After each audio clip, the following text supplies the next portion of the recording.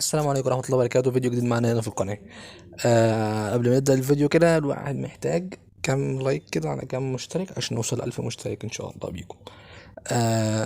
معانا حلقة جديدة بتتكلم على إن في لعيب قوي من أعمدة النادي الأهلي من 2019 لحد 2024. هو من أعمدة النادي الأهلي، وجي كولر خلص عليه تماما. لعبوا كام مباراة كده بس والدنيا بقت مش تمام خالص خالص خالص خالص خالص على رأي بهيج. تمام. نادي الزمالك الوقت ده بيحاولوا يتعاقد معاه، وكمان بعد ما فك خلاص يعني حوار ان هو الزمالك بعت فلوس تفك الكتف، خلاص يعني الدنيا دي كل سنه بتحصل نفس المشكله، والزمالك قبلها بكام يوم بيروح فك كده عشان يبان لك ان انا الملك وانا اللي ما فيش في غير الزمالك والكلام ده كله. فنادي الزمالك الوقت ده بيحاول يتعاقد مع اهم اللعيبه اللي موجوده في الساحه الرياضيه واللي موجوده حاليا، عشان هم اللعيبه الاقوياء في الدوري. عشان كده بقول لك نادي الزمالك حاليا بيحاول يجيب لعيبه زي اللي اقول لك عليهم حاليا، وهم من اهم الاعمده.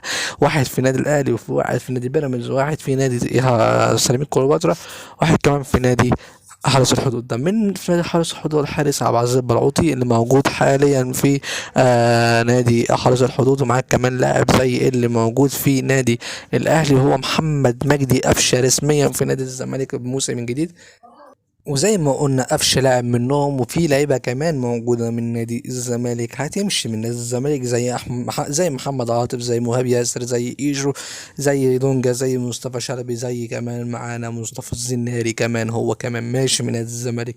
زي ما عرفنا محمود الونش طالع اعاره في الدول الخليجيه، واحد الدول او احد الفرق اللي هتلعب كاس العالم في كاس العالم الجاي في الانديه.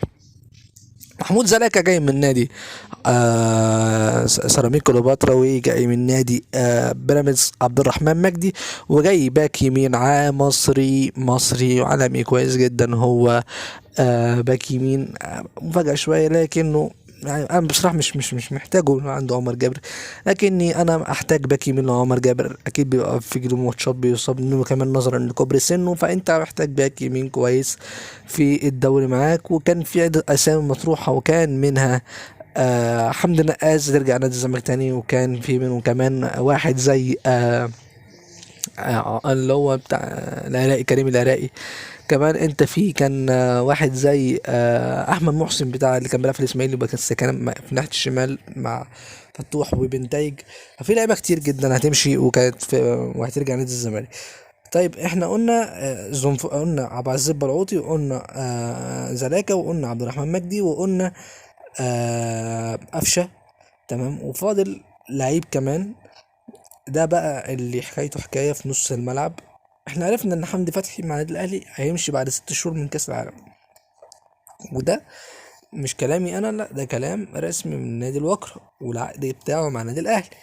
طيب هل نادي الزمالك يشغل دماغه ويجيب لنا واحد زي حمدي فتحي؟ لا، هو قال لك مش هجيب حمدي فتحي، لكني هجيب احمد عبد القادر هيجي من نادي ال النادي القطري وهيجي نادي الزمالك، قطر وهيجي نادي الزمالك. احمد عبد القادر، وخدها مني رسمي 100%، وحطه على الشاحن زي ما ابراهيم فايق ما بيقول لك.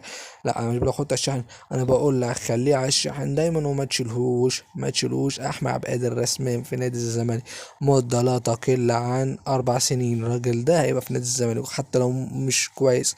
وكمان عرفنا ان هيبقى معانا مدرب اجنبي جديد، وهو موسيماني هيجي يدرب نادي الزمالك. ليه بقى؟ اللي انت خلاص هتبني بقى من اللي فات ده كله، اللي فات ده كان كله لعب عيال، والجاي ده كله بنى ابني ان انت منافس بتاعك المنافسين بتاعك دلوقتي هو بيراميدز والاهلي. فكل واحد من دول دلوقتي هيعمل موسم انتقالات عالمي. الاهلي خلاص بيدعم بتريزيجيه وحمدي فتحي ولعيبه قد كده.